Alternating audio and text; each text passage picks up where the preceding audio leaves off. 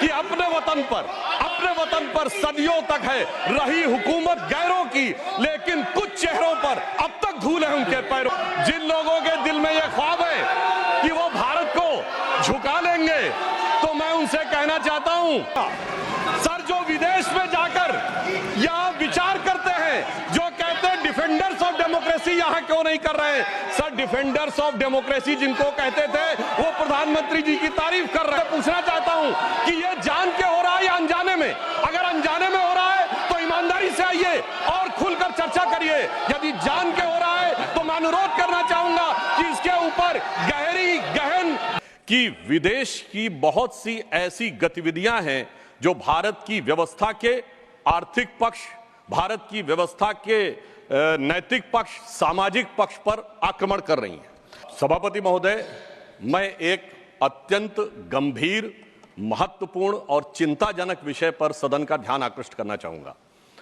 जब से भारत श्री नरेंद्र मोदी जी के नेतृत्व में एक उभरती हुई सामरिक, आर्थिक और कूटनीतिक शक्ति बनकर उभरा है, तब से यह बहुत सहज रूप से देखा जाने लगा है, विशेषकर विगत 3 वर्षों से, जब से भारत को विकसित भारत बनाने का लक्ष्य रखा गया है, कि विदेश की बहुत सी ऐसी गतिविधियां हैं जो भारत की व्यवस्था के आर्थिक पक्ष, भारत की व्यवस्था के नैतिक पक्ष, सामाजिक पक्ष पर आक्रमण कर रही हैं। इस संदर्भ में एक रिसेंट जानकारी आई है जिसे हम कह सकते हैं organised crime and corruption reporting project.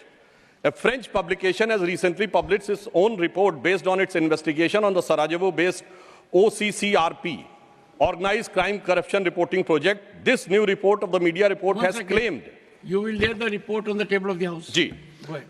And इस रिपोर्ट के अनुसार ये कहा गया है कि इस प्रोजेक्ट को फॉरेन गवर्नमेंट्स की फंडिंग है और उसका फोकस इंडिया के ऊपर भी है, और इस फॉरेन गवर्नमेंट की फंडिंग के साथ साथ जॉर्ज सोरोस के साथ भी इनका कनेक्शन है।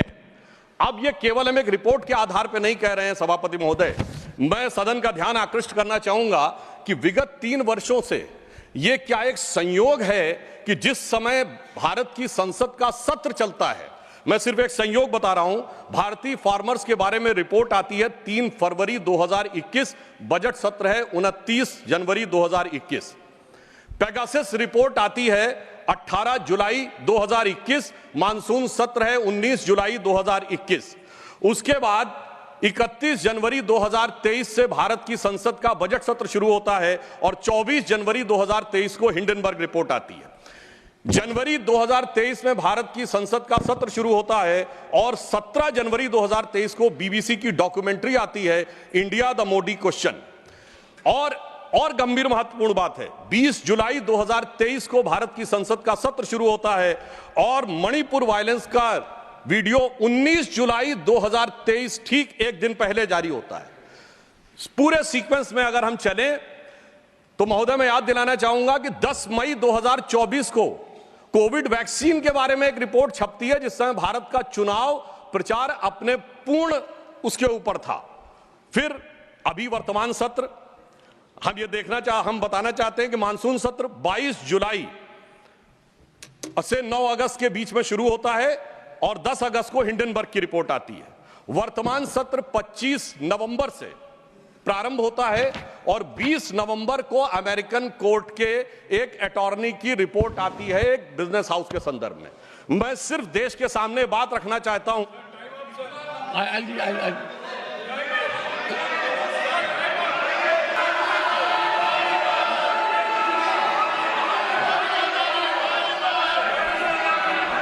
Nothing will go on record except honorable members. This is honorable members. I'll give honorable members. I will give time because listen to me. This is a very serious issue, and we need to have opinion from everyone this side. We cannot allow largest democracy to be made dysfunctional by deep state anywhere else. This house should be united in neutralizing any trend, any initiative that is pernicious, dangerous to our sovereignty. I allow Sudhanshu Trivedi to continue. मैं सिर्फ ये बताना चाहता हूं कि विगत चुनाव भारत के राजनीतिक इतिहास के एकमात्र चुनाव थे जब विदेश में कोई रिपोर्ट नहीं, मैं विपक्ष के सदस्यों से कहना चाहता हूं, रिपोर्ट नहीं, भारत के इतिहास का एकमात्र चुनाव था जब विदेश की एक गवर्नमेंट ने, रशियन गवर्नमेंट ने ऑफिशियल स्टेटमेंट दिया कि भारत के चुनावों में विदेशी हस्तक्षेप हो रहा है। ऐसा भारत के इतिहास में कभी नहीं हुआ और इसके बाद दूसरी सरकार के द्वारा उसका खंडन किया गया।